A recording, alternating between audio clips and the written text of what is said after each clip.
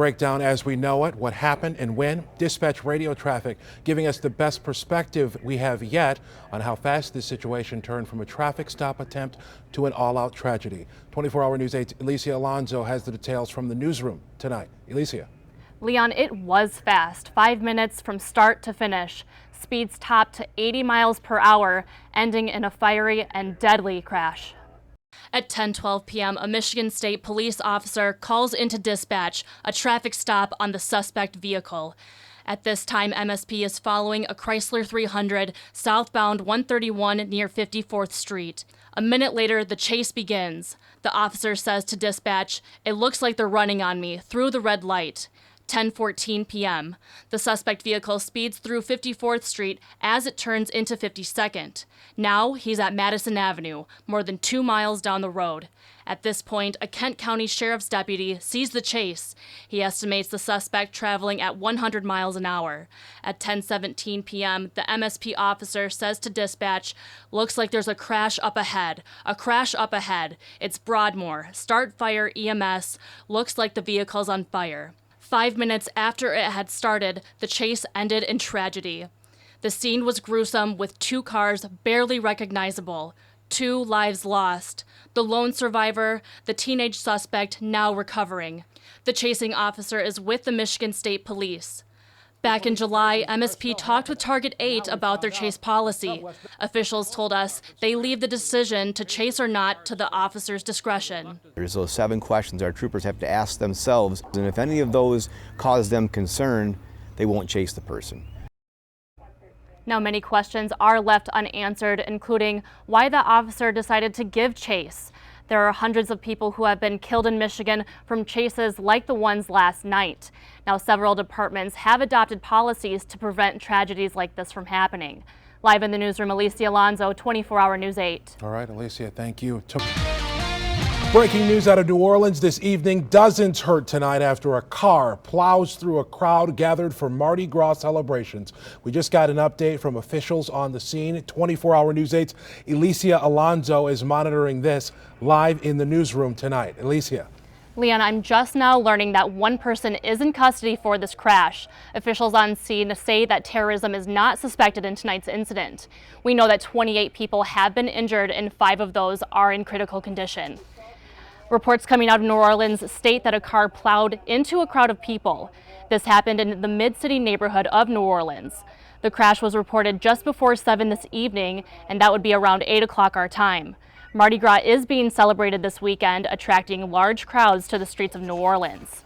Now, this is a developing story, and I will be sure to give you the latest updates as they come in. For now, I'm live in the newsroom. Elisia Alonso, 24-hour News 8. Right, and of course we're watching this on Daybreak as well. Be sure to stay tuned for live updates first thing in the morning and as we get them at woodtv.com. Michigan State Police have identified the woman who drove the wrong way on US 131 late last week and caused a crash that killed a young father. Jane Slotsma was the 25-year-old woman behind the wheel that night, though why this happens remains a mystery tonight. 24-hour News 8's Elisia Alonso is live in the newsroom with the latest information tonight. Elisia. Police confirmed with us this afternoon that the wrong-way driver was Jane Slotsma of Grand Rapids. According to her online obituary, she was working to get a master's degree from Western Michigan University. Slotsma was driving south in the northbound lanes of US 131 in Wyoming. She crashed with a car, killing 27-year-old Jonathan Yarrington. The crash happened just south of 28th Street. Both Yarrington and Slotsma died on the scene. Police are continuing their investigation, but at this point have not said anything about why this might have happened. We spoke with Yarrington's fiance yesterday. She says she is devastated after losing the father of her 2 children. He left here because he had to go to work, and he was on his way to work. He was an amazing father. It's the best thing that ever happened to me. Police are waiting for toxicology reports, which could take weeks to determine if drugs or alcohol were involved. We have a link to Slotsma's obituary with her funeral arrangements at woodtv.com. Live in the newsroom, Elisia Alonso, 24-hour News 8. A woman is in critical condition after a shooting on the northwest side of Grand Rapids. This happened late this evening where in the area of Elizabeth Avenue and Richmond Street. That's on the northwest side. Our Elisia Alonso is at that scene. She's with us on the phone. Elisia, bring us up to speed on what you're seeing right now. I'm on Elizabeth Avenue Northwest and Richmond Street Northwest. Police on scene are keeping details of this incident pretty close to their vest, but this is what I have confirmed so far. A 22-year-old woman was shot in the stomach and was reportedly in critical condition. The call came in just after 9 tonight, and there are 3 suspects that are being sought by police, but officials have not given a physical description of these suspects yet.